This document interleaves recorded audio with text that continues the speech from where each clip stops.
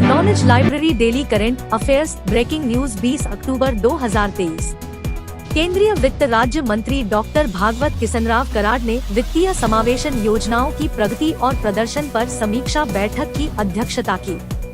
भारत ने समुद्री अमृतकाल विजन 2047 के 3 दिनों के भीतर 10 लाख करोड़ से अधिक का निवेश हासिल किया। राष्ट्रपति द्रौपदी मुर्मू ने एम्स पटना के मेधावी छात्रों को पदक और डिग्री प्रदान की। केंद्रीय मंत्री नितिन गडकरी ने Delhi Amritsar greenfield expressway (DAK) और अमृतसर बाईपास का निरीक्षण किया। विदेश मंत्रालय के प्रवक्ता अरिंदम बागची का कहना है कि ऑपरेशन अजय के तहत इजराइल से 1200 लोगों को वापस लाया गया, जिनमें 18 नेपाली नागरिक भी शामिल हैं।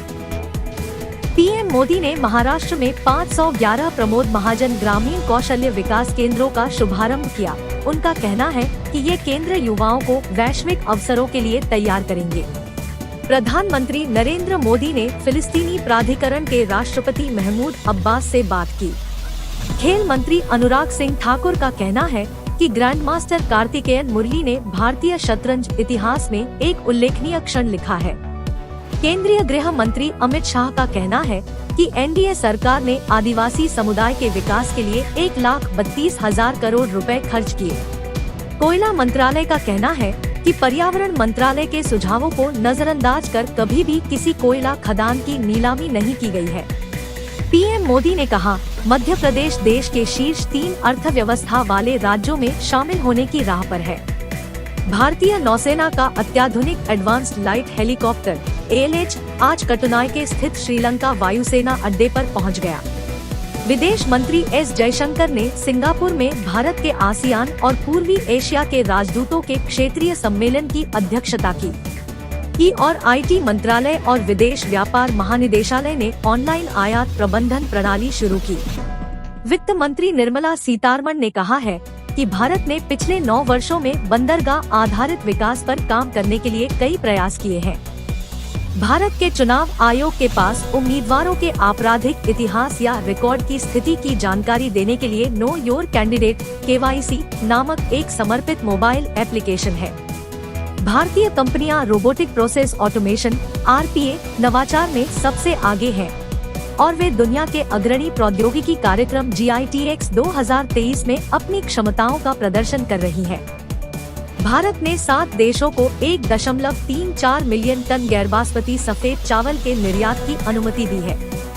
विदेश व्यापार महानिदेशालय DGFT द्वारा नेपाल, कैमरून, कोटे डी आइवर, गिनी गणराज्य, मलेशिया, फिलीपींस और सेशेल्स जैसे देशों के लिए अनुमति दी गई है। राष्ट्रपति द्रौपदी मुर्मू ने महात्मा गांधी केंद्रीय विश्वविद्यालय के दीक्षांत समारोह को संबोधित किया, कहा कि सामाजिक एकता और समानता देश को विकास के पथ पर ले जाती है। विदेश राज्य मंत्री वी मुरलीधरन ने मस्कट में संपन्न भारतीय समुदाय को संबोधित किया, जिसमें प्रधानमंत्री नरेंद्र मोदी के नेतृत्व में अमृतकाल के दौरान भारत की महत्वपूर्ण प्रगति पर विचार किया गया। केंद्रीय कृषि मंत्रालय देश में कुल खाद्यान्न उत्पादन रिकॉर्ड 3,297 लाख टन होने का अनुमान है। गृह मंत्री अमित शाह ने जनजातीय युवा आदान प्रदान कार्यक्रम के तहत आदिवासी युवाओं के साथ बातचीत की, कहा कि वामपंथी उग्रवादी और उनकी विचारधारा देश के विकास के खिलाफ है। ब्रिटेन के प्रधानमंत्री ऋषि सुनक ने इजराइल के राष्ट्रपति और प्रधानमंत्री से मुलाकात की। यूरोपीय आयोग EC यूरोपीय के तहत मेटा और टिकटॉक को जानकारी के लिए नोटिस जारी करता है। IMF ने बांग्लादेश के लिए विदेशी मुद्रा भंडार और राजस्व लक्ष्य में ढील दी। इजराइल का सुरक्षा मंत्रिमंडल गाजा को मानवीय सहायता पर कड़ा रुख अपनाता है।